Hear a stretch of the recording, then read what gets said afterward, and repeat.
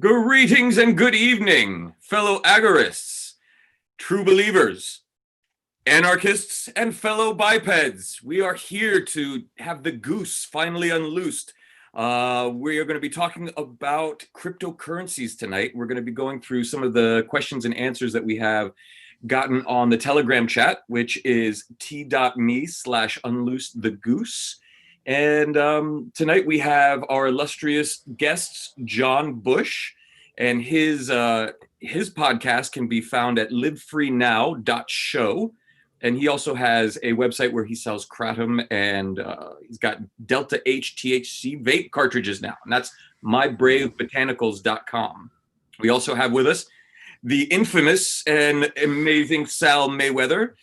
He is saltheagorist.com, and he also has my 3D printer go burr with 3rs.com. Is that right, Sal? 3D printer, no my 3D printer go burr. 3D printer go burr. Yeah. And so, and you guys can find us on social media. I'm Xavier Hawk, host of Baseline. You can find me at Xavier Baseline. Hawk. That's right. I got one more person participating. This is Agora. Is that their name, really? Yeah, that's his name. Oh, wow. That's my favorite name for a dog ever now. Because he's got little gray and black markings. See the gray on his beard? Look at Brilliant. that. My girlfriend named him. Brilliant. That's Agora. All right, just throwing. It's a cute Pomeranian for the podcast audience. His name is Agora, and we love him. And for everybody that's following along on YouTube, please make sure to put any of your questions in all caps so that we can find them easily, and we will include them in today's show. And like I said, we're going to be talking about cryptocurrencies, and we're going to be everything from, newbies and how to get involved, what cryptocurrencies are, how you can take advantage of the space that's developing. It's a much more mature market now than it was, let's say, 5 years ago. And we'll get straight into it. How about that? Let's do it. Yeah, it's a Q&A. So for the folks that are following along, make sure you post your questions. We'll be sure to get to them. So I think we can just start out with a general talk. What do you understand, John, we'll start with you. What do you understand cryptocurrencies to be and their use in today's world, especially for agorists and free-thinking bipeds everywhere? Okay, I've been involved in crypto since 2013. And actually before then, my ex-wife's friend was encouraging us to mine Bitcoin back when you could still do it on a laptop. And I was like, oh, no, I don't have time to really figure out what that's all about. That's when you could pump out 50 Bitcoin in each block, and the competition was really low. So that was a lesson for me to always be ready and available to take on new opportunities instead of just pushing them aside. But, early on, I'm still optimistic and idealistic when it comes with crypto. But crypto now versus crypto 7 years ago, it's a very different beast, right? And I was an agorist back then as well, and it was like it was going to free humanity. Sorry to interrupt, but you also traveled around the country on Bitcoin. You were like one of the first people to say, "I'm going to do this whole experience specifically on Bitcoin and see how far I could get." Right? How did that go? Yeah, we did like 4 cross-country road trips. We called them unconventional road trips. With the mother of my kiddos and my 2 kiddos. And for a few of them, we were in the Bitcoin.com converted school bus that we lived in for a while. Wow. And this was really early on. And our goal was to educate people about cryptocurrency and Bitcoin, and also to put the crypto ecosystem to the test to see if a family of 4 could survive on crypto only. And it was difficult. And we sure leaned on those like gift cards and e-gifter, to go to Whole Foods and stuff. The first trip was different than the last. By the last trip, we had crypto debit cards that were starting to come about. And so that helped with gasoline and stuff. But yeah, it's been a long and, grueling experience. And there were so many Bitcoins that would come in and we would just spend them all immediately, which was part of the game. Now I'm more of a hold on for dear life kind of guy. But I think the space has really dramatically changed a lot. And just, how difficult it is at times for new people to acquire Bitcoin and crypto without doing know your customer, right? And how heavily regulated a lot of the cryptos are. We still have Monero, of course, and there's still a whole lot of hope. But now we see with the Great Reset and Fourth Industrial Revolution type stuff, we originally thought blockchain is going to liberate humanity, but also now there's an aspect of blockchain helping to enslave humanity with blockchain digital identity. So I think that we have the power to determine what crypto does for us. It's not going to, I don't think it's going to liberate everybody. A lot of people are just going along to get along. The masses are they're going to get their kids the blockchain ID. That's part of the one world system. But that doesn't mean that we can't still utilize and leverage cryptocurrency, decentralized applications in order to find more freedom in our lives. And so that's what it's all about. Very cool. Sal, how about you? Yeah, I agree with everything you said. Cryptocurrencies are to the agorist as the hammer is to the carpenter. It's the most efficient tool that we have to use at our disposal. And that's because the greatest enemy that we have, the biggest threat to freedom and liberty, is the Federal Reserve. And if they didn't have the ability to counterfeit money, they wouldn't be able to sustain the welfare state or the warfare state or any of the domestic nonsense like the domestic police state or the surveillance state. All this stuff costs a lot of money. And the only reason why they can afford it is because they counterfeit and rob savers. So in order to fight that, we need an efficient medium of exchange. And the only option we have really is, in terms of sound monetary alternatives, are precious metals and cryptocurrencies. Precious metals we tried and they've made illegal. They confiscated them, and they eventually closed the gold window in the 70s. So that didn't work. So really, cryptocurrencies are really the last ditch effort. And thank God we have them, because now we don't really have to pay for the famine in Yemen if you don't want to, right? And then we have an out now. And to me, it really is still about the whole cypherpunk dream of peer-to-peer cash that doesn't require third-party intermediaries to verify transactions. That was the whole point of cryptocurrency in the beginning. And to me, that's still what excites me and draws me into the space. I think there are a lot of people use it for different purposes, but I think that at the end of the day, we have to remember why we're here, and that's so we can create transactions that bypass state regulators. That was the whole point. That was in the Bitcoin white paper. So that's what I think Bitcoin is, and that's why I think it's so important. Heck yeah, I think that you all just nailed it right on the head. But something that you'd said, Sal, that it struck me, and it actually goes to one of the comments on YouTube already, which is the fact that gold has been, taken off the table in a way to do that, right? They've made it really difficult to do that. And the same thing is coming for cryptocurrencies. It's just a matter of time. And so we have a window understanding the historical cycles of how these things go. Even if you take radio into television and how it what they did to television after they learned how to do it in radio is it comes in and monopolizes. And we've seen that with YouTube and with all of these channels that are removing everybody from being able to speak, right? It's this is our ability to reach the masses, and they're bottlenecking it. It's the same thing with gold, or the ways for people to just be free and to actually live their lives in a good, clear, self-responsible way. So I can see, coming down the line, everything that we've just discussed in terms of the blockchain revolution being turned into the blockchains, the solution being turned into the problem, right? Only it's more so because it's now tied into your digital identity and all of these things. And so I just want to shout out to the people on the YouTube channel and say these questions are really awesome. I agree with that, X. The only point I would add to that, though, is for example, when China threatened to ban miners and India threatened to make cryptocurrency illegal just in general, that was last year or earlier this year. I predicted, and I still predict, that when that day comes, you're going to see an enormous shift of market share from pseudonymous chains like Bitcoin into more private anonymous chains like Monero and Pirate Chain and Dash and stuff like that. And even better ones that haven't been made. Right, exactly. Yeah. Because everybody has gotten a taste of freedom. Everybody has gotten a taste of what it really means to truly be autonomous and personally responsible. Like you said about, I don't want to feed the war in Yemen or the starvation in Yemen.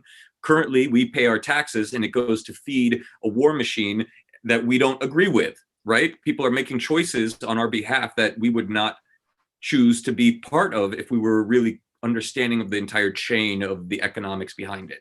And so it's almost like our life forces are being sucked to feed this huge beast. And cryptocurrencies give us an opportunity to take sovereignty back and say my life forces will be used for what I choose, not what you, Federal Reserve banking cartel, or the the war racket profiteers behind that, or the government that makes that something doable.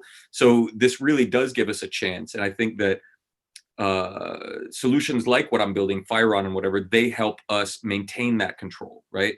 So in terms of like, just as a general blanket statement, I want to let all the watchers, viewers, and readers and listeners that come to this know that we're not going to be here giving you investment advice. We are simply sharing some of our experiences, some of the things that we find important, and we're not telling you how to spend, use, or invest your money. Okay.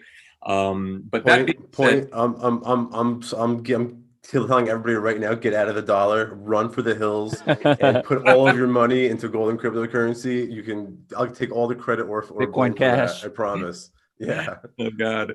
All right. So Hey, so real quick, Hawk, before you go to any of the questions, Sure.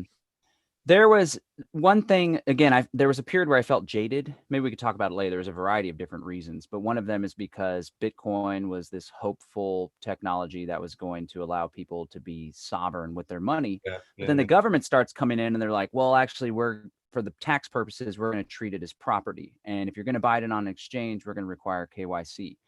And so I always pointed out that the cool thing about crypto still is that it gives people greater freedom to choose to defy the government, right? So there's laws that regulate so many of our activities, and we have a choice to comply with them. More often than not, there's not even a gun in the room. We just comply out of fear of some future negative outcome, right?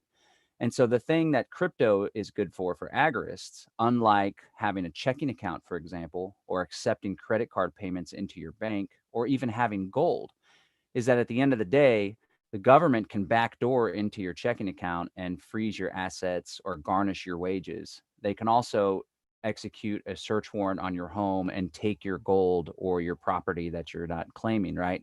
But with crypto, not only is it easier to conceal the fact that you are engaging in counter economic activity, additionally, at the end of the day, when the rubber meets the road, if they realize that you have a stash of crypto or suspect you have a stash of crypto, and they say, hey, we have a court order that says you need to turn over that cryptocurrency to the man, it's still your choice whether or Good luck. not you tell them your encryption password to access your wallet, for example. So it does give us a lot more freedom. And at the end of the day, it's the bold that will be free, right? You got to put a little skin in the game. And we now have a technology that makes it easier for people to navigate agorism, for example. And in the same vein, I don't know if you guys heard yesterday's episode of Jack's podcast, but he took a question. Jack has a from podcast? No, not that guy. He took a question though from a listener who said something to the effect, if I remember correctly, was like, "Hey, how can I hide assets by converting it to gold or Bitcoin or something like that?" And I can remember thinking like, well, that's right there. You're done. As soon as you've converted into a sound monetary alternative, you've shielded yourself from the inflationary tax, which is the worst tax of all because it's hidden. And like John said, that sort of gives you this chance, or like X was saying earlier, at least we have an opportunity now. So. Yeah. So for those of you who are new to Bitcoin and or cryptocurrencies in general, let's just give a quick overview. And I'm going to go ahead and do a quick synopsis or an analogy. Let's say you find gold in the ground. You dig and you see that it's there. You kind of estimate how much it is, but you don't take it out. In fact, you put a cage up on the mine. And inside the mine, you put a little ledger that says information. This belongs to, Xavier Hawk or John Bush or whatever, or X was here on this date. And, I left a happy birthday note for John. So you can put this information in that mine and you close it up with a gate, and then you take a key and you lock it up. And then you take that key and then you go and sell that key. That's what everybody thinks of Bitcoin is. It's that actual key. And what that is the encryption that you have, saying that mine, that piece of information on that blockchain is mine. And I'm going to sell you or you that key so that you can access that little spot of data on that blockchain. And what a blockchain is essentially a long string of numbers that they themselves are like little mines, and they have information on each one. And they're locked up in an encryption that's not set, but that actually sees how hard your computer works to break the encryption. And then once it has worked hard enough, then it unlocks it. And then it might say out of 16 blocks, there's 2 Bitcoin in that space. And so those 2 keys become the person who unlock the cryptographic algorithm. And those are called miners. And then those miners turn around and sell those Bitcoin to OTC desks or exchanges where individuals go and purchase them, right? That's the traditional proof of work kind of cryptocurrency, which Bitcoin was the original. There's been a number of iterations of that since then, like Litecoin and some others. And then there's also what's called a proof of stake coin, which is a long blockchain, not locked up in encryption, but actually given when you purchase it, when you change your fiat or other cryptocurrencies for it, then you get that key. And that's your proof of that's my gold mine there, right? That's my stake in that. And so everybody's trading these keys, which are actually their Bitcoins or their cryptocurrencies, their Ether, whatever it is. So that's sort of just like a quick overview, really like Eli 5 kind of explanation of cryptocurrencies. Now, do you guys have anything to add to that? I think it's important to share about what the public address is and the private key.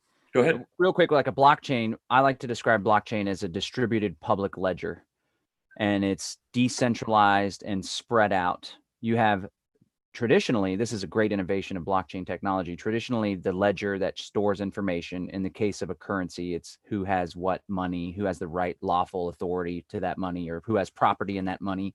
And so traditionally, it was like the bank says they're the ones that keep the ledger, and they say you have this amount of money, and the Federal Reserve has a ledger, and they're able to just completely exploit it and inflate it as often as they want with the US dollar. Or Visa has a ledger that keeps track of your credit and when you make your payments and how much debt that you have. And the cool thing about cryptocurrency and blockchain is that it distributes that ledger out. So you don't have to trust a third party like a bank, a credit card company, or a government in order to ensure the authenticity and legitimacy of what's on that ledger. Right. And then a wallet is a piece of software that allows users to interface with a blockchain, whether it's the Bitcoin blockchain or the Ethereum blockchain. And that software also generates public addresses and private keys. Private keys unlock access to the crypto on the public address, and the public address is like your public face, kind of like a checking account number that you share with people in order to receive crypto. So I like to share. And then here's one big tip that still people haven't really caught on to. If you're going to store crypto, whether it's a small amount or a large amount, but especially if it's a significant amount, make sure that you store it in a non-custodial wallet. This is a wallet where no third parties have access to that private key. And again, the innovation with cryptocurrencies is you can truly own and control your money and your property. Maybe for one of the first times in history, you can have privacy and control over it, unlike ever before. And so if you have a third party that can access that private key, like Coinbase or PayPal, for example, then you don't truly own that. And they could buckle under like Mt. Gox did and took everyone's coins. It was a Ponzi scheme, turns out. Or the government can lean on them because they don't like how you're doing, or you owe income tax or whatever. So you always want to have a non-custodial wallet where no one else has access to your private keys. Those are just some beginner things. Preferably on an offline storage, like a nano ledger, or one of those kinds of Trezor. Yeah, and they have a number of solutions out there, and they can carry a variety of different coins, let's say. So there are a number of different blockchains out there, and each of them have a different function. Bitcoin is the sort of gold standard in the sense that it was the one that was created first and has the most market trust, let's say. Although there are a lot of reasons why it shouldn't, it is. And it's also like the Model T in cars, right? So since then, there have been a number of developments in the blockchain world: faster, better looking, better working, more secure. Then you have Turing complete blockchains, which are able to create what are called smart contracts. So it's really like a digital instrument that works as money. It also works as a stake in a company or a store of value, as like gold would. And so it crosses all of these barriers because now we're in the digital age too. So it actually can work as contracts. You can do automated escrow services with certain blockchains and certain cryptocurrencies now. So they function in a number of different ways and can be programmed to do a variety of different things. Some are great for storing data. Some are great for voting with. Some are great for, being HIPAA compliant and things like that. So some are good for buying drugs on the dark market. Deep web. That's right. Like Monero. So yeah, let's go into that, right? So the first question we have comes from Nicholas on Telegram, who says, "Can you talk about some gray methods to go fiat to crypto and vice versa without KYC?" Sal, we'll go to you first. So the first thing I would recommend is to check out one of those peer-to-peer exchanges. Some good ones are local Bitcoins, local.bitcoin.com, local coin swap.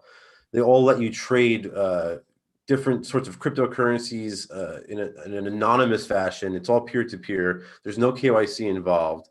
It's one of the last ways to directly purchase cryptocurrency without having to access a KYC payment platform.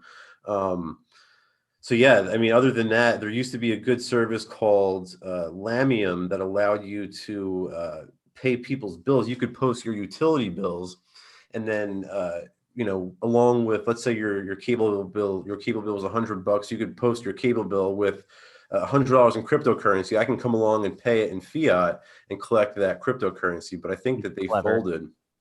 Yeah.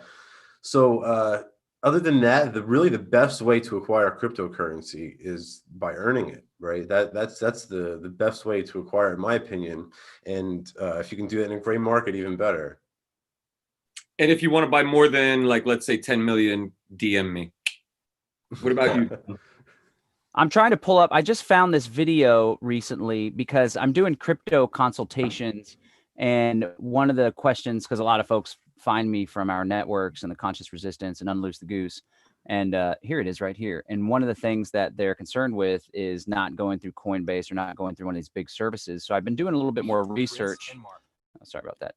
And so let me answer that question. But the first way, there's 5 different ways or 4 different ways to receive Bitcoin. There's mining Bitcoin, where you're actually receiving newly minted coins, which if you can do that, or if you can get your hands on newly minted coins, these are what I like to call black Bitcoins when talking about Bitcoins compared to white Bitcoins. White Bitcoins are those coins that are whitelisted, that have been tied to someone's identity through a know your customer check. That's when you have to scan your driver's license and stuff. Black Bitcoins are just fresh Bitcoins. That's more agarist and like, who knows where they've been. Well, actually, they've never been anywhere because they're newly minted. So you can mine Bitcoin. It's extremely difficult, although some people mine like graphics cards and they do script mining or these little mining programs that switch between the most profitable coin and then they convert it out to Bitcoin. That's something that people can still pull in some coinage. And then, like Sal said, you can receive crypto in exchange for goods and services, which is by far the best way to do it. You can buy it from a mainstream, government-backed exchange or government-approved exchange like Coinbase, PayPal. A lot of the exchanges now, Binance, Kraken, they all require the know your customer stuff, unfortunately. And then it's going to be tied to your identity. A lot of these places will not automatically turn over records to the IRS, although some of them do when you reach a certain threshold. So it's important to know what those thresholds are if you want to be gray and not have that info go to the IRS. And then the last way is through peer-to-peer exchanges, which is the best way. And the best way is to have a network, right? We always bang on freedom cells and community and network on this program. That's where the rubber meets the road. You have people that you trust. But like Sal pointed out, there's some other, maybe, are folks still doing the show notes for us? If they are, there's a great YouTube video I came across, and it really breaks down some of them. There's one, have you guys heard of BISC, BISQ? Yeah, it's a DEX. It's a decentralized exchange, right? Yeah, and it's similar. It's like localbitcoins.com used to be the main one, but now everyone's required to do KYC on those. This is similar to that, but it's decentralized and it's still peer-to-peer, but they have this great mechanism where you like put up a security deposit to ensure that neither one of the parties are going to engage in fraud. And then they have people that are paid with some of the security deposits to engage in arbitration and dispute resolution. So I'm really excited to check that one out. It's BISQ, BISQ.network, BISQ.network. So that's important to find the optimal ways to acquire crypto without having to do the KYC. So you can onboard into your crypto experience without the government being aware. Another way you could do it, and of course, I would never recommend anybody do anything illegal, of course. But of course, never. Of course. But what you could do too is you could just download an Opera browser, which comes with a free VPN, set your VPN to somewhere in Southeast Asia, and sign on to the Bitcoin.com exchange or some other exchange, and just purchase directly without having to do any sort of KYC, and send it to your own personal non-custodial wallet. But of course, that's illegal, so you shouldn't do that. It's not unethical though, which is really what's important. Right. So let's take a newbie, right? And let's say that they're not super concerned about KYC and this and that. Would you recommend something like Coinbase? And then does Coinbase, they report you, but do they report you when you are holding coins, or do they report you when you, let's say you buy and then you put it into your non-custodial wallet? Do they report you then? And if so, or do they report you when you get out of your position, let's say? Do you guys know? I'm not really 100% sure. I use Coinbase to process payments on my 3D printer site. So if there is a threshold, I'll find out come the next April. I'll let you guys know. Right. But I'm not really 100% sure, to be honest with you. I have mixed feelings about Coinbase. I think that they've done more for adoption than probably anybody else. Yeah. But with that being said, like, the KYC is crazy, but even just as bad as the KYC, they have like the highest fees in the crypto markets. So if you can avoid them, do it. But if not, You got to they do make Coinbase things. Pro. Yeah, but you have to pay for that, right? I think you do, but then it's like 1.5% with normal Coinbase, or like 3.99% if you tie it to a debit card, 1.5 with a check. And so Coinbase Pro is like 0.26% or something like that. I wonder what the fee is to sign up. We'll have to look into that. And now you can, PayPal, Cash App, Abra. Yep. There's like a lot of apps to onboard you, but they are, like you said earlier, like all KYC, and you're going to find that more as we continue on. In fact, it goes to one of the questions, like, speak to the recent announcement from IRS claiming all crypto on 2020 returns from Spit-Fingered Fastball on YouTube. I that's why I asked the question about Coinbase. It's like, how are they going to find your non-custodial accounts? Like, how are they going to actually audit you if you have 10 million Bitcoin somewhere on a cold storage wallet? Like, they can't really, feasibly, you could actually be super Bitcoin rich, but then poor on paper and not pay taxes, right? And the other benefit of crypto, and I don't think we've mentioned this, is like the transportability. Supposing that the internet and all of the electronics that we have continue on for the next 10 years, you could actually travel from one country to another with the entirety of your wealth in cryptocurrency and not let anybody know, and then just show up in a country all of a sudden, really rich. Yeah. Go to somewhere like Portugal where you don't have to pay taxes on cryptocurrencies, right? So there's a number of ways to look into and figure out your strategy and what your end goal is. And I think that's really, the key here is like, what's your end goal in life? What's your end goal in your journey? And how can you use cryptocurrencies to your benefit in that way, while knowing what the pitfalls are, what the playing field looks like, and being informed? To me, I think, as the Agorist, I think the idea of being able to become your own bank is so huge. That is such a life-changing experience. So you don't really understand how much of an effect it actually has on your life. Once you switch to a sound monetary alternative, your time preference immediately becomes lower. In your entire life, you become more oriented towards savings and towards future consumption rather than present consumption. And that leads to a whole host of individual benefits, and it just makes you a better person all around. Happier, so less stress. Yeah, it really does. Because if you know that your dollars are going to be worth less tomorrow, you're more inclined to spend them today. But if you know your Bitcoin is going to be worth more tomorrow, you're more inclined to want to save it. So it's one of, like I said in the beginning, it's the most important. It's one of the best tools that agorists have to fight back against the cartel. Heck yeah! I was just looking up briefly. There's this $20,000 magic number where if you do, it says if you do over 200 trades, this is cryptotrader.tax. It's not directly, but they say they're getting it from Coinbase. If you do over 200 trades or more whose total value is equal or greater to 20,000, then Coinbase sends you a 1099K, and they send the IRS a 1099K. I think it's important to note that, like, if folks are getting into it and they're still filers and they're in that world and universe, come up with a plan and do your due diligence and research. And don't just think that you can come in and out of these know your customer type exchanges and be safe from the prying eyes of the government. Maybe if you're going to be using a KYC exchange, assume that the man is aware and kind of operate from that paradigm, which is why, again, it's critically important that we do explore those peer-to-peer exchanges and find some optimal ones. That's something I'm going to be doing some research on so I can better provide information to clients and stuff. And I'll be sure to share it with the Unloose the Goose community. We do have a Unloose the Goose crypto group that's on Telegram as well. And I brought up the conversation to try to figure out if we can set up some peer-to-peer stuff.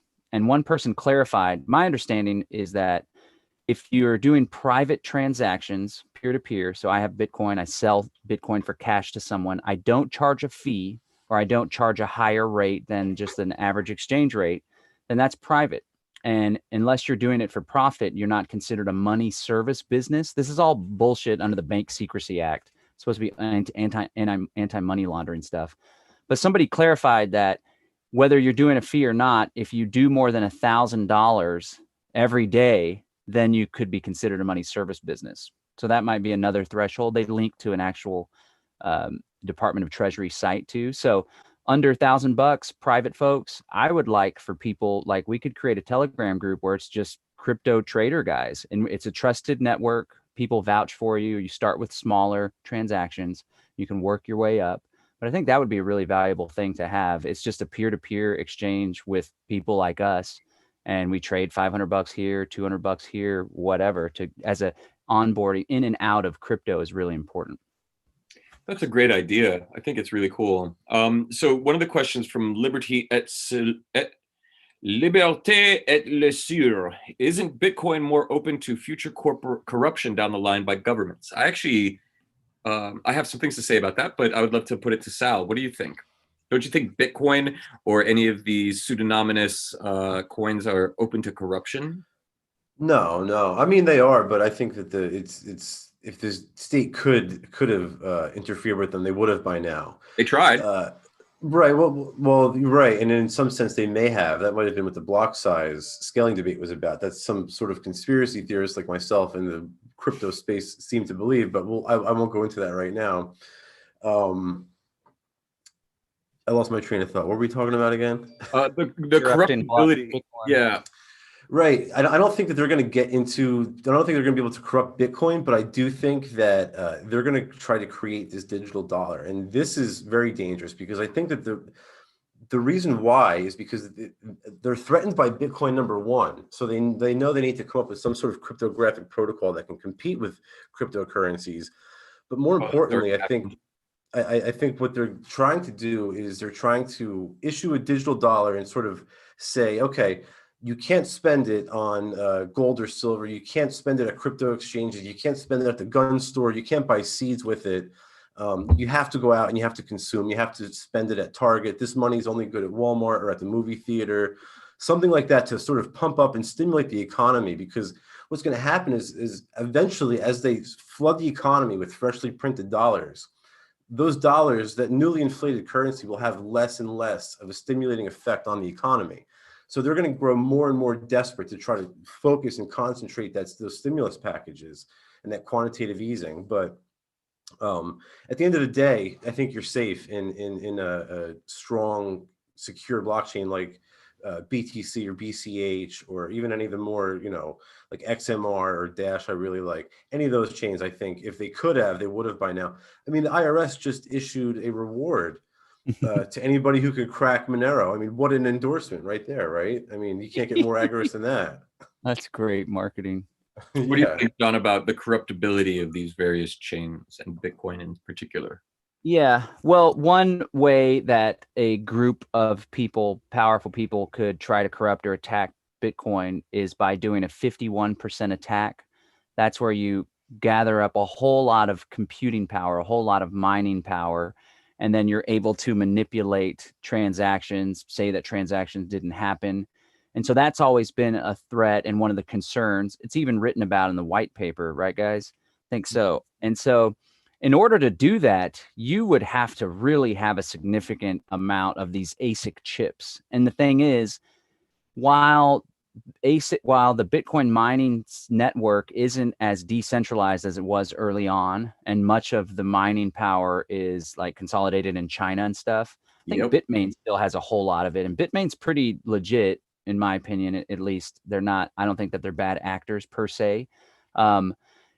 I don't think that the manufacturers can churn out the chips fast enough for one party to just accumulate all of them to achieve a majority of mining and computing power. So as far as corrupting the network in that way, I don't think that that's going to happen. There is like politics, right? Politics is everywhere. It's in the office space. It's in the household. Thankfully not with me and my lady, though, because we love each other. She's right here and we're so sweet to each other. Sorry. I digress. But even in the cryptocurrency space, there's politics. And I'd like to, we don't have to now, let's get to some more questions, but I'd like to talk about the Bitcoin block size controversy that took place and Bitcoin Cash, how that forked away. That could be an example of Bitcoin being corrupted by institutional influence. Like Larry Summers was involved in, if people remember him from the bailouts and stuff under Obama. I think he was under Bush era too. And they were like all involved with Blockstream, this corporation that really co-opted and kind of bastardized Bitcoin and took it away from being digital peer-to-peer cash, peer-to-peer digital cash like it was supposed to be, and instead turned it into like this reserve gold. Like Hawk said earlier, it's the gold standard. Like that's meaningful in many different ways. It is kind of like the crypto gold, the reserve currency for the cryptocurrency space. For no other reason than everybody's using it. What's that? For no other reason other than everybody's using it. Well, I think too it's the gold because it's so hard to do transactions with it. It's not optimal to do transactions. Like a normal transaction fee, like an average transaction fee to ensure that your transaction gets included in the next block, which are supposed to happen every 10 minutes on average, is like $3. So if you're buying a product from me at Brave Botanicals, it's $30 and you pay a 10% fee. That's worse than credit cards, right? Yeah. And I did an experiment with one of my clients. He was going to pay me for a couple hours of consulting, and the normal fee was $3. So I said, I was teaching him about transaction bloat and congestion in the network. And I said, let's see what happens if we make it $1, right? First I was going to do like, let's see what happens if we make it 20 cents. But then I was like, I want to get paid sometime this week. But I was like, let's see what happens if we make it $1. This was yesterday at 4 o'clock. He sent me a couple $100 and it was a $1 transaction fee, right? It would have been the same thing if he sent me $10. Let's do this experiment with $1. The transaction didn't get a confirmation, which means it gets included in a block and it's confirmed as a valid transaction until noon the next day.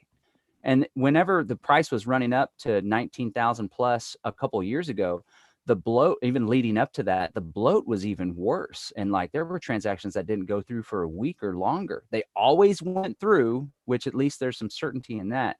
But that's another reason why I say Bitcoin is like gold. I think it's good to buy and to hold on for dear life. And if you want to stimulate the cryptocurrency space, like Jack Spirko always encourages people to use it, right? And if you want to move away from the dollar for ethical reasons and strategic reasons, then Bitcoin Cash is a much better use for that, right? So in the corruptibility standpoint of things, like, so I'm an unpopular voice in the crypto space because I always point out the flaws. And like you were talking about earlier about the Chinese mining conglomerates that pretty much dominate this space, if they all came together and said, you know, we're just going to stop this. I mean, it's profitable for them, so they're not going to. But yeah, let's say because they were Chinese owned and the CCP was basically like, we don't care, fuck it, you know, and they're like, your buddies in the CCP, Hawk. Yeah, they could, like they really could, because they own collectively more than 51% of the mining, and therefore the nodes that are, you know, validating transactions and all these things. So they could. Then you've also got the fact that the coders, the people on the main coding team, all kind of belong to the same organization, you know, and what if they decide something different? Like you have no culpability, you have no accountability, right? So it's outside of your hands. And so from the true agorist sort of self-reliance kind of thing, like, I mean, you can build your own chain, right? Like if you have the capabilities of doing that. Fork it. Yep. Or yeah, you could fork other chains or whatever, or clone them. The fact is though, it really comes down to how many people can you get to trust you, to trust your coding more than they do the blockchain or the Bitcoin blockchain, let's say, or the coding team for Monero or whomever, right? Like what if they get a steel or silver option down the line, and they take the silver option and they're like, fuck it, we're going to open up the Monero chain to everybody and KYC it now. Like, you have to, it really is about community and getting to know who you're working with. Like, there are people who are still in control of your monetary system. They just happen to be coders and miners instead of bankers and this and that.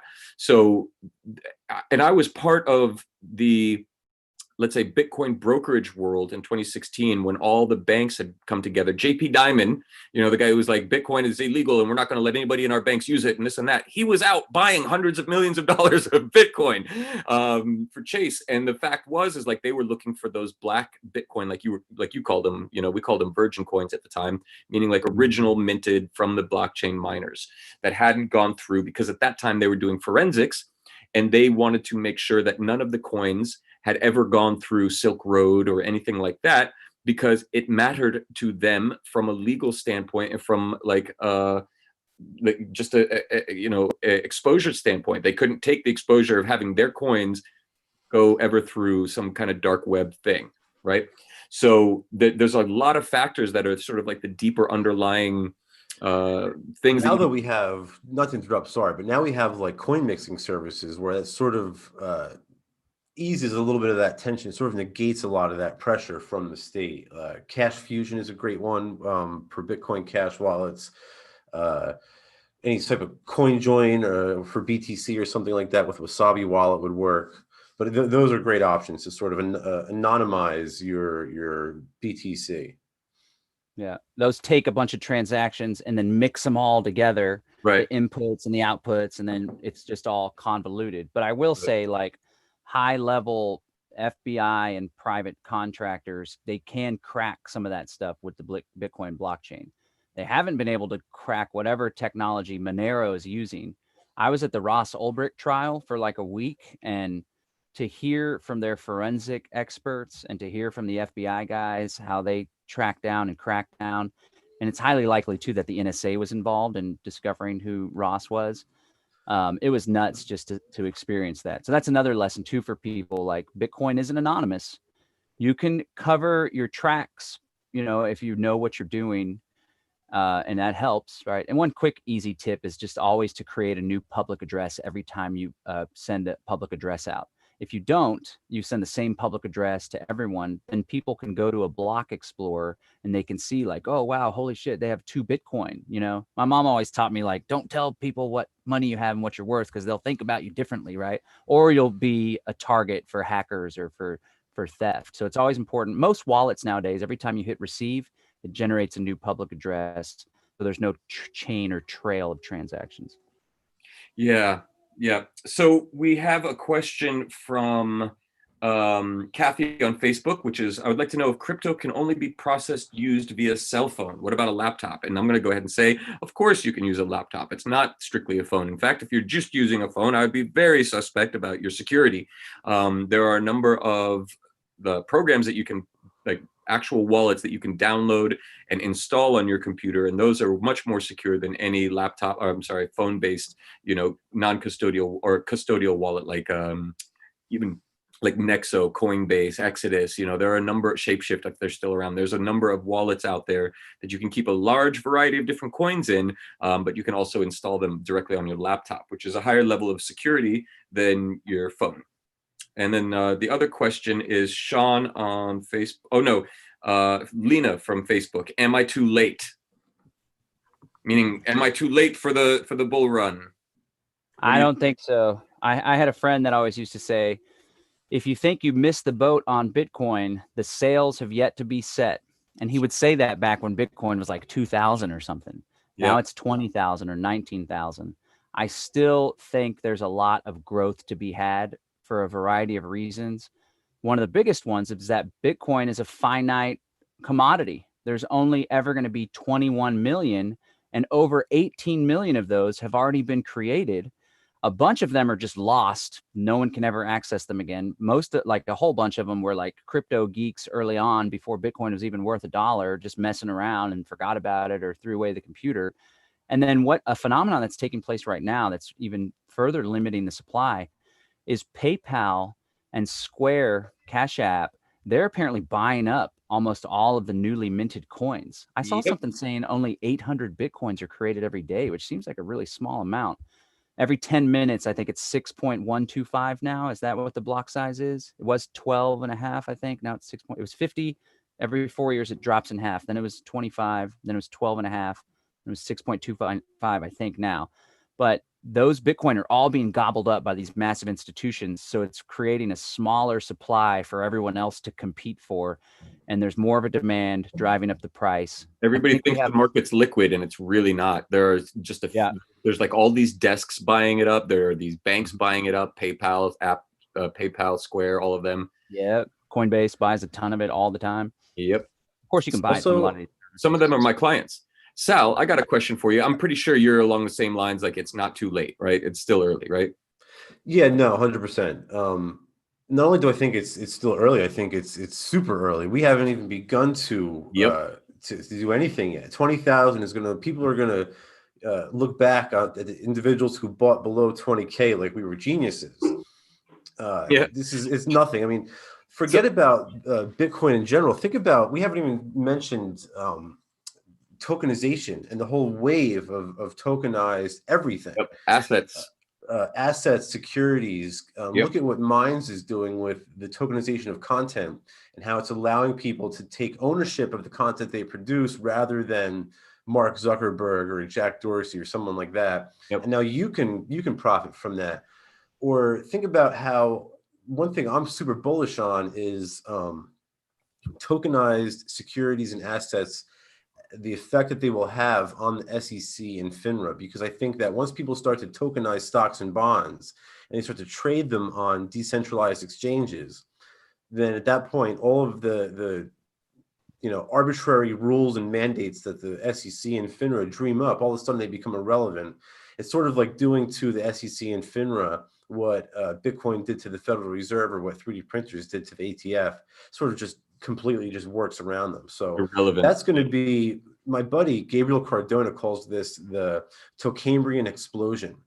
It's because it's really just going to sort of just like blossom into like a million different use cases that we can only dream about. And I think it's not even the beginning. Tokenized access. Yeah. So like, I want to get back to some more concrete things for some of our listeners and watchers, but just to throw an idea out there is like tokenized access. This is something we talked about in 2014 even, which was like, you can have a specific token that your wallet, like you walk up to a door like in Star Trek and you can have an NFC chip with a wallet in it and have a specific token in there that would allow you to get to certain parts of a building or certain parts of the app. We use that in Firon. So there's so many different ways to use these things, and currency and or stores of value is just one. That's why I tell people like always to try to like whatever chain, people are like, what chain should I use? What coin should I use? What should I invest in? And like I always tell people to look for, one of the things you should look for is a strong platform for tokenization that a coin should have. Yep. One thing on the access, it's so again, crypto and blockchain can be liberating, but it can also be enslaving. And the whole access concept, there's white papers and speculation that the powers that be, the New World Order, everyone has their blockchain identity. Everyone uses that to buy and sell. It can be turned off. It's not a sovereign one. But there's also access. So let's imagine that whenever you get your COVID vaccine, then a token is sent to your wallet or your address. And that token is what's scanned whenever you go through the TSA, for example. Correct. Or let's say your social credit score drops beneath a certain level. Now you don't have the token that you need in order to access the public transportation system. This is coming down the pike. And we all need to be aware of it and ready to I gave a navigate it. lecture at Oxford on this specific topic, on how the blockchain would be used to enslave the rest of society. And they were like, "You're amazing. This is incredible. Like, this is, and I'm like sitting here like, Jesus, they really like want that shit." And and so that's why I built Firon, is like, well, this is coming. We better make one that we own. Otherwise we become the chipped cattle. But back to do you guys know Pirate Wallet for Android? Sal, are you familiar with it? I usually use Monero, not so much R, but I know Jack is a big fan of R. Okay, so there's a question on YouTube that's from KJ4RMZ. Do you all feel that the Pirate Wallet for Android is ready and safe? I personally don't know about it. Yeah, I don't know enough about it to really make an accurate call on that one. I would recommend asking Jack, though. He took the night off, so yell at him. And what is the most widely accepted crypto cash substitute? Bitcoin Cash, Dash, and that is from Joe Tundra Walker. Hey, Joe. Bitcoin Cash. Yeah, why do you like Bitcoin Cash? Because it's the most efficient medium of exchange. So it's the most competitive alternative to the USD. And like John, for all the reasons John was saying earlier, I agree with everything he said. I think that the block size, the crowd who wanted to keep the blocks small were influenced by the CIA and the NSA, who knew that by doing so, they would sort of make the coins inefficient. Right now, essentially BTC, and this is not a popular opinion, but for all intents and purposes, it's really just a sort of settlement token for the Lightning Network. It's really just used to settle balances on the Lightning Network, and that's not what Bitcoin is. So, going back to the original question, that's where most places that accept cryptocurrency are accepting Bitcoin Cash. I think. What about Litecoin? I don't think as many people accept it as they accept Bitcoin Cash. I know in Australia, my buddy Hayden Otto did a study where it was like almost nobody was using BTC, like almost zero transactions, and like the overwhelming bulk of them occurred in BCH. I know Roger Ver posted on Twitter earlier today saying that it's the most widely used crypto in Antigua. It just seems to be the most efficient medium of exchange. It's got the lowest transaction fees, and the transactions are so quick that it's just super efficient to use. Interesting. Yeah. What about you? I accept Bitcoin, Bitcoin Cash, Dash, and Ether.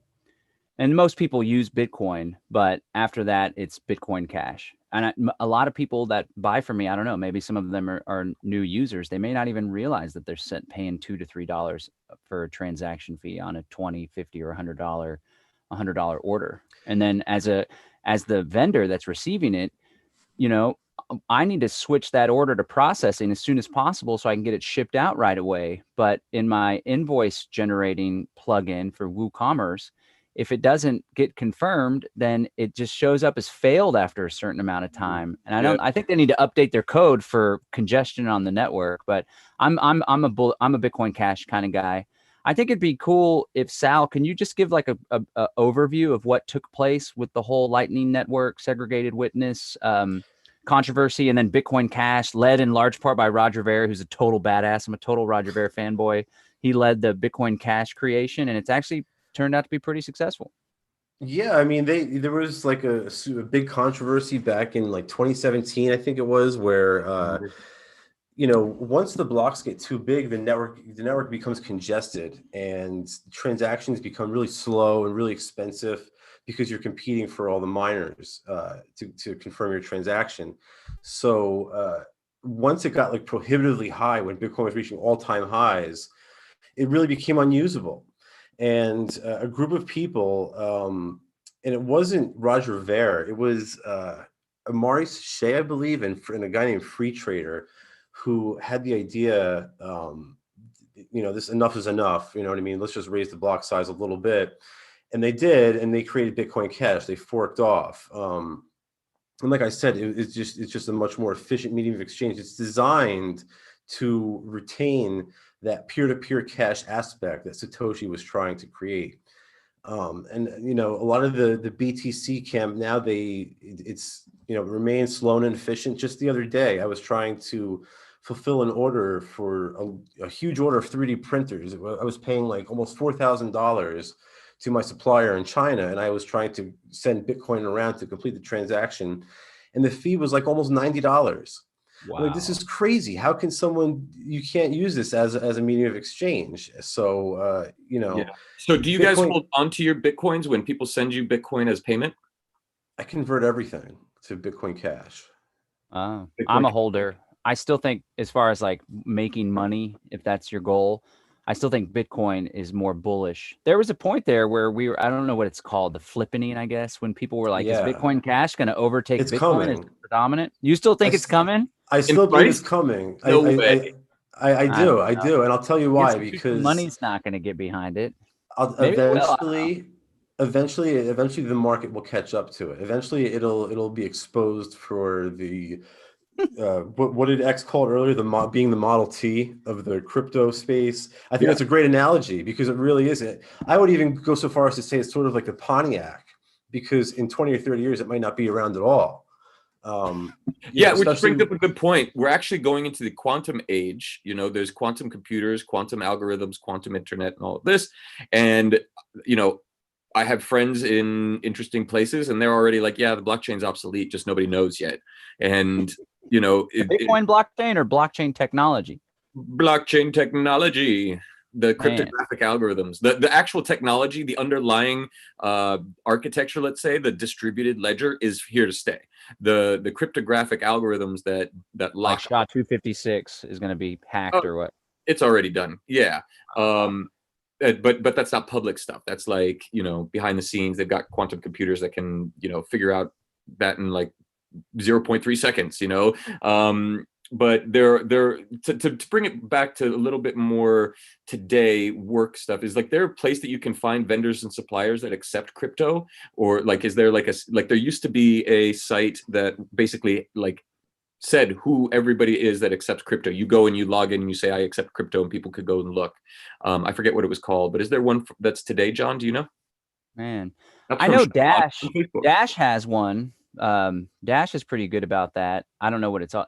Man, stuff's changed. A lot of stuff went defunct, so I don't even That's know one right. off the top of my head. I know there's one that shows Bitcoin.com all the has Bitcoin ATMs. Yeah. Bitcoin.com has a map that you can check out and see where you can spend Bitcoin Sweet. Cash. I don't think I should register my site on there. I don't think Yeah, I'm yeah. registered. Yeah, That might be a good idea for everybody who's out there who has a business that wants to accept Bitcoin. Yeah. You would want Oh, to I look got at one. businesses. Go ahead, I John. got one. One of my buddies, total agorist, cool guy in Oklahoma, he set up agorist.market. Agorist.market. There's also a Telegram channel, and any vendors, there's instructions there. You email them or you go to the Telegram channel, and they'll put up your listing. And so Cool. I probably like 99.9% of the folks that are on this site, agorist.market, they accept crypto. And it's not like mainstream businesses and stuff. It's agorists like us. So that's probably the first place you want to go when you're looking for goods and So services. have you guys tried PayPal yet for buying and sending crypto yet? No. I'm locked out of PayPal. They shut me down for doing Kratom stuff. Oh, yeah, I'm not a big fan to begin with, but you know, I would not use them just out of like my gut instinct, right? For like, I didn't even look into them because I don't even consider them as a legit operation for cryptocurrency. You know, I as an agree with activist, you. as somebody who really likes to own my own stuff and have them. So what about then, is Tether a good option for taking crypto profits during exuberant buying periods, then to reinvest when things come back to earth? If I may, I'll answer to that real quick. What traditionally happens, for those of you who do not know, when you go to an exchange and you bring your Bitcoin and you want to get into trading and you want to buy and sell or go into different coins, they have these what are called stable price coins, which are generally backed by USD, meaning the company that created the stable coin goes up and buys a bunch of billions of dollars worth of USD, puts it in a bank, ostensibly sits there and backs the currency, meaning you can take the currency and then go like the USDT or Tether and then go trade it in for US dollars.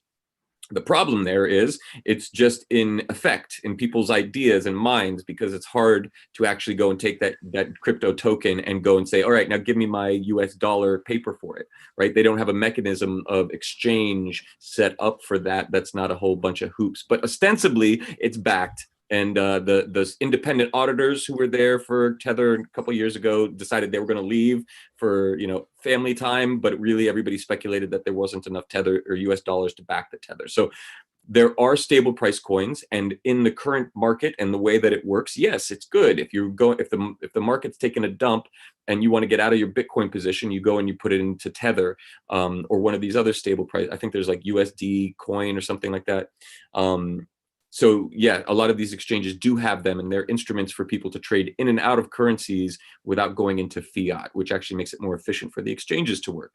So that's to answer Sean on Facebook. So there are those stable coins for that. Do you guys use any stable coins? Do you accept stable coins for payment?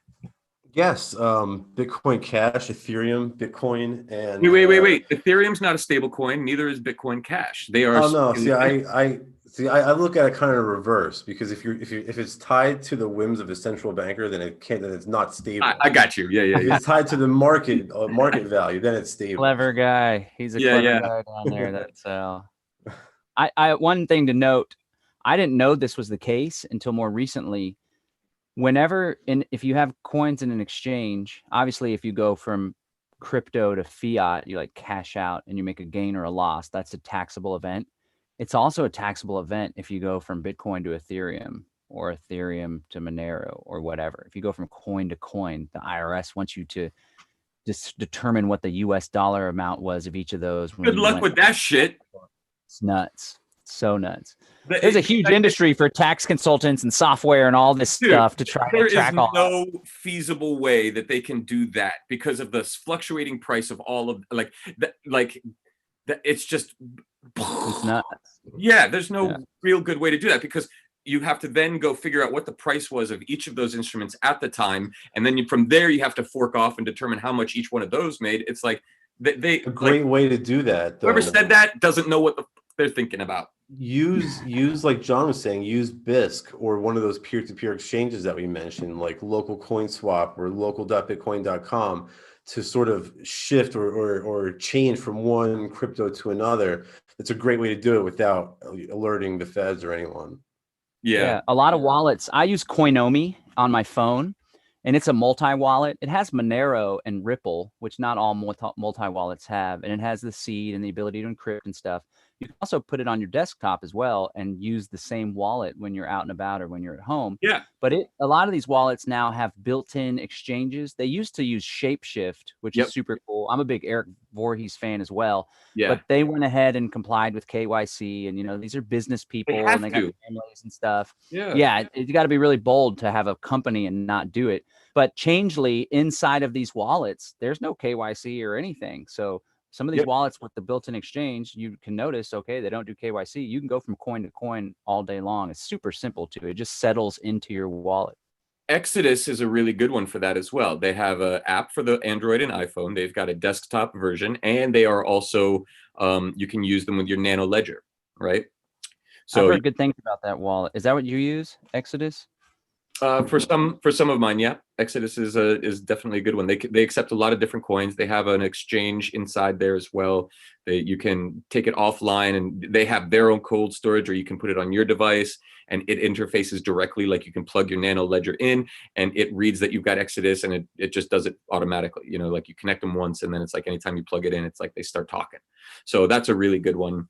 There's also a really cool new thing that's happening now. There's a wallet called Nexo, and what they do is they do staking for you. They're acting like a bank. So Sal, you probably would not like them. You have to do KYC, but what you can do is you can earn interest on your crypto. So as the price is going up, what they do is they insure it, and then they loan against it, and then you're earning interest, and they've got all of these great algorithms where it just splits it up. So if they're loaning out money based upon the staking that you're doing, they're earning you interest anywhere from 5 to 12% depending upon the coin. Wow, that's good gains. Yeah, I mean, Bitcoin's at 5% interest, right? It's like that's better than any checking account out there. And then you factor in the price and the bull run that we're going, and it's like that's really dope. And they also give you like an automated credit line. So if you put in, I don't know, like 20K, they'll give you almost 10K or 12K, somewhere around there, for that you can borrow. And I know a lot of traders who are doing that, putting their coins in there, getting the loan, and then going and doing options on the loan. Like, it's kind of high risk, right? But like, in a market like that, but they're also doing up and down, whether the coins are going up or down, they're making money on the trades because they're implementing AI trading bots that tell them when to trade, and that basically study the market, and they're making like 48% returns. Like, that's nice. I got a guy who's doing that for me. It's like, I don't have the time to look at the coin prices every day, every hour. On Baseline, I just cover it in the morning, and like today, I think it was, or yesterday, I did the coin price in the morning, and by the time like I finished editing and launched it, it was already up like $1,000. I was like, oh, what the fuck, Nice, very nice. I think a lot of the stuff that we covered some beginner stuff tonight, but we also got like real complex and deep. And I think for noobs and beginners, the first thing to do is just to set up a wallet. Make sure you back it up. You write down the seed on paper, not on your phone or on your device. You encrypt it with a password. And then just buy some Bitcoin, even if it's $20 worth, or Bitcoin Cash, I should say. You don't want to buy $20 worth of Bitcoin. If you're going to buy Bitcoin, at least buy enough to justify the transaction fee. But just start messing with it, and that's how you learn, And maybe you screw up a little bit. Don't send big transactions right off the bat. But you got to just get your feet wet, and experience is the greatest teacher. Yeah, just don't make sure you do two-factor authentication on everything, for fuck's sake. Yeah, there's hackers out there that try to exploit. Make sure you're going to the correct URL when you go on a website, because there's thieves that will like change one word or do the O to a zero. Yeah. They'll try to get you. Or the I to an L, lowercase L. So that's all of the questions that we had from our Telegram chats, our Facebook groups, and from YouTube. You guys somebody asks thoughts on Theta. And can you explain Shapeshift? We went over that a little bit. Shapeshift is a wallet, but they have they have a service in there that was basically like a decentralized exchange where you could they called it Shapeshift for marketing reasons, but really it was just an exchange. You could turn your Bitcoin into Bitcoin Cash or into Litecoin or whatever. They charged a fee, and it was pretty high at first. I don't know where it is now, but a lot of these wallet services, and in Firon too, we have an exchange, or will have an exchange, that you can bring all these coins in and do the same kind of thing. And we're going to be making private coins for clients. And, the idea with Firon is that we know the beast system is going to be built. So if we build it and we own it, then we can protect ourselves in it and utilize it to its actual true benefits, which is to make civilization more efficient, and that we could have like a type 1, class 1 civilization. That'd be nice. What's a class 1 civilization? Just like on a Cardev scale? No, it's like a global civilization that begins to like travel the solar system and the galaxy. Basically, Star Trek was a type 1 civilization. I think you mentioned that on the first Goose episode we did, and I asked that same question. I didn't retain the that's all right. knowledge. Now I'll never forget. Jack said something similar in our little chat, because I was saying one of the questions we could cover is Bitcoin going to be a tool to enslave people? And he made that same point that like, if the man is coming to use blockchain to hurt people, to take away privacy, then we better do a good job of creating an alternative so people have a choice to jive with us, with Firon or another similar platform to help organize ourselves and do our money. Exactly. But I have, there's no way I'm going to sell out. So can you thoughts on Theta? What do you think about Theta? I think we'll close it up. Never heard of that one. I haven't either, to be honest. I'm supposed to be like this big Bitcoin expert, and I don't. So John, you're doing a consultation for private clients, $75 an hour, to teach them about crypto, how to set up wallets and use it. Is that right? Yeah. Most of the clients so far have been beginner users, and so there's all sorts of tutorials online, and of course the information is out there. But sometimes people like to have someone to hold their hands, and so we'll actually do it there on the phone. I'll step them through setting up a wallet, make sure they have all of the adequate protections in place. Because I always say, like, there's 3 ways to lose crypto. The government can take it. Someone can steal it from you, like a hacker or thief. Not much different than the government. They're just public thieves. Or user error. And more often than not, it's user error. So I've been in the space for a while. I've made plenty of mistakes. Like I've bought low and sold high, and I've bought high and sold low. And so I like to just impart some of that wisdom and knowledge that I've gained. But yeah, people can do a book. They can book it at a sovereign BTC at youcanbook.me. Sovereign BTC at, I'm sorry, sovereignbtc.youcanbook.me. Sovereignbtc.youcanbook.me. I'm not familiar with Theta, but a lot of people ask my advice on all these obscure coins. Yeah. And I'm more of like a Warren Buffett talks about, people say don't put your eggs in one basket. I think when it comes to crypto, it's good to hone in on maybe like 2 or 3 baskets rather than stretching yourself thin.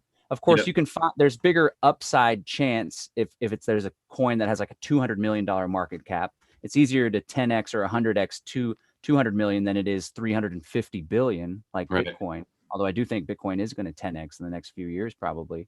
But so it's really good to get the fundamental coins that have a huge network effect, that have a unique selling proposition. It's not just another clone of this or another thing like that. And more often than not, it's good just to get the big ones, the Bitcoin, the Bitcoin Cash, Litecoin, the Ethereum, the Monero.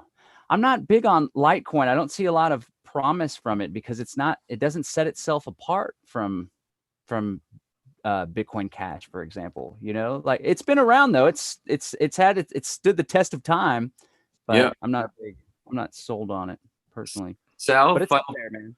Final thoughts and coins that you like besides Bitcoin Cash, obviously. I just hope everybody had got the information that they are looking for. I wrote a couple articles on becoming your own bank. One of them is at agorastnexus.com. Another one is at newlibertarian.io. I also did an episode of my show with Joel Valenzuela on becoming your own bank with Dash. So if you're looking for more resources, check all that stuff out. But other than that, in terms of what coins I like, obviously Bitcoin Cash, Ethereum. I like Dash because it sort of has a built-in coin mixer, which lends a little bit of privacy to it. I really like Monero because obviously I think that, like I said earlier, I think you're going to see a huge shift of market share from pseudonymous chains to anonymous chains when the state starts to crack down. But I agree with what John said. I think you should sort of try to hone in on only a handful of them.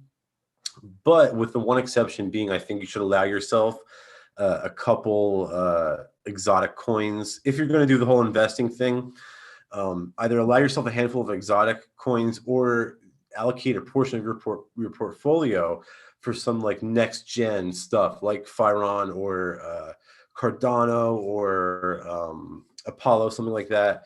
So those are the coins I like. But I think the important point is, I hope that everyone understands, is to use cryptocurrency in a peer-to-peer fashion.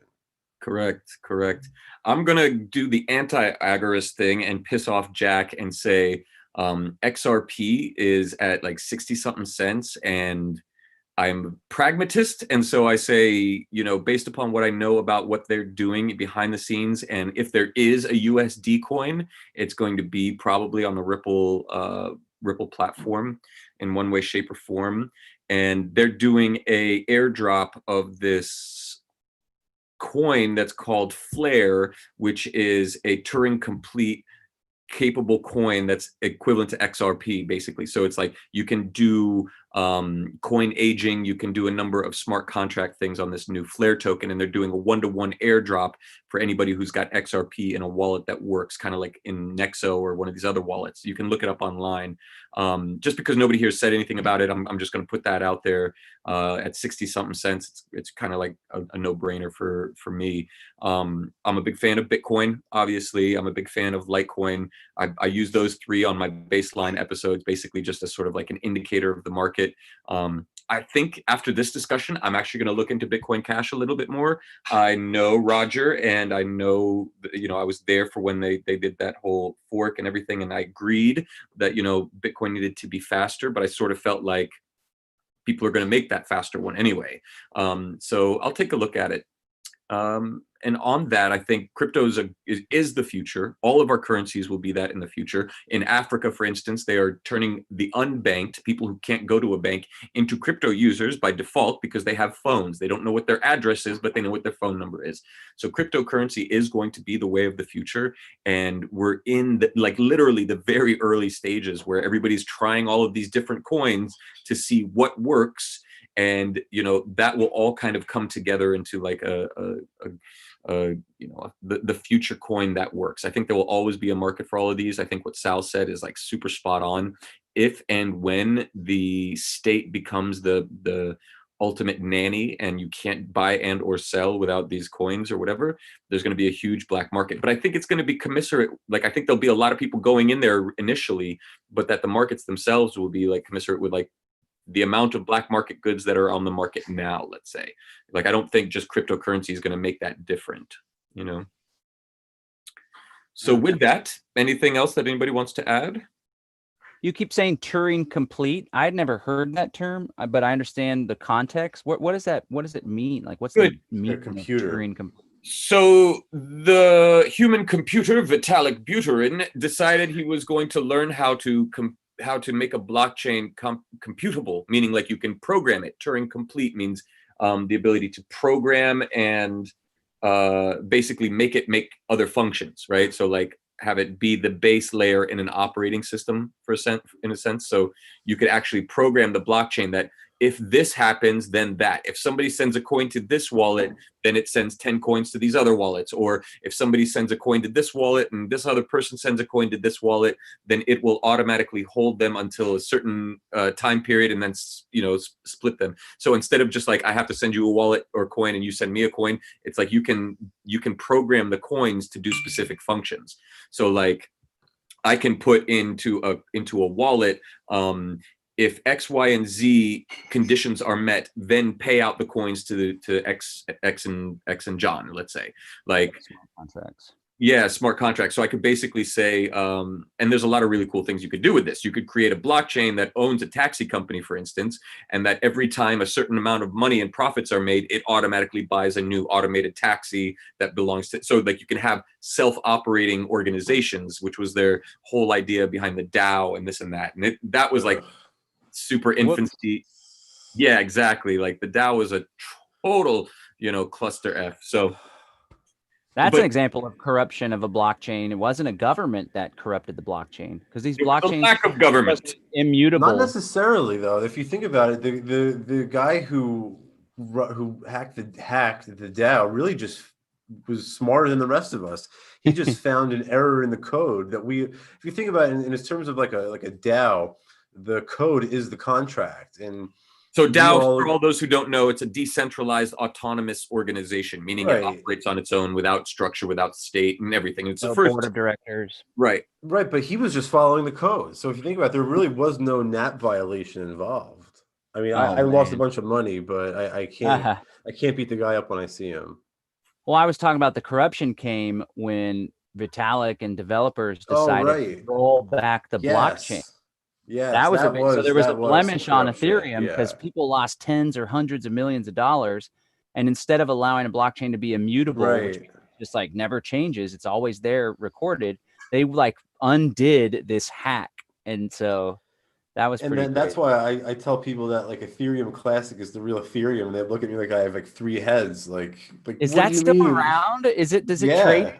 Wow. Yeah. That is, if you think about it, it's the real Ethereum because that's the original blockchain, Yeah. Kind of similar to Bitcoin Cash is a more authentic Bitcoin, according to Satoshi's vision.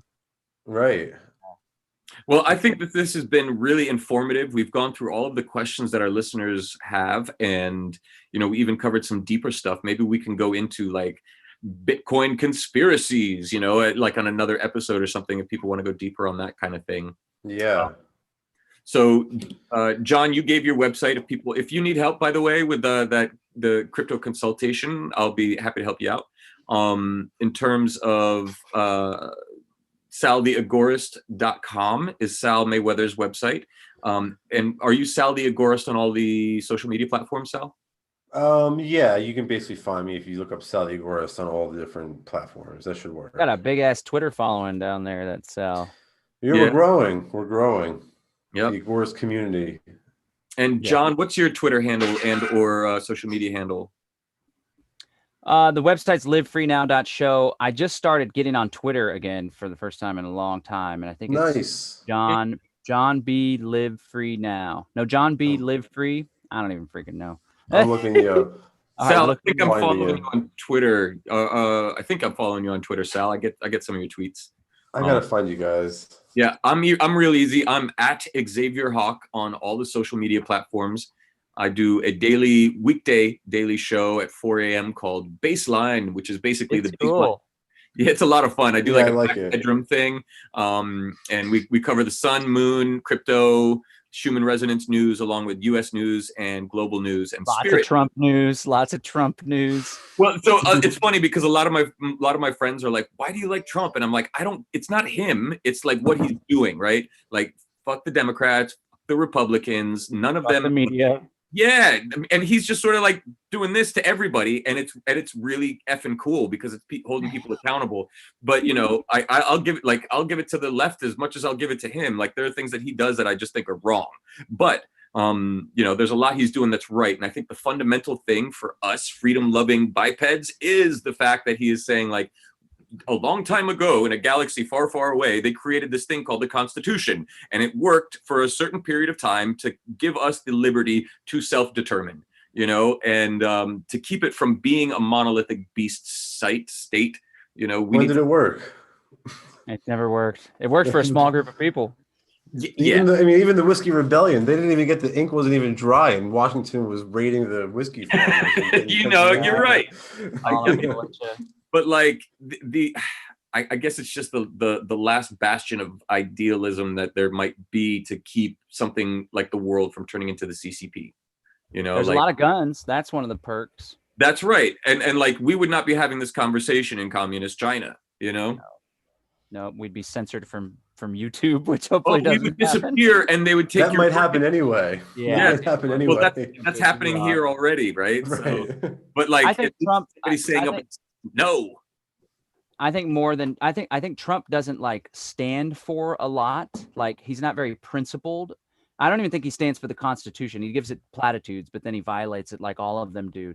But I think what you kind of alluded to earlier, it's what he stands against. Like he's Right. against the deep state. He's against the shadow government, even though he puts Bilderbergers and Council on Foreign Relations in his and allowed the lockdown. He should have come out and said the virus doesn't kill 99.97% of people. We should not have lockdowns. But everybody was so afraid that he was going to lose his base, and so he played along. And it's like, yeah, you know, like we need to just stand up and be like, no.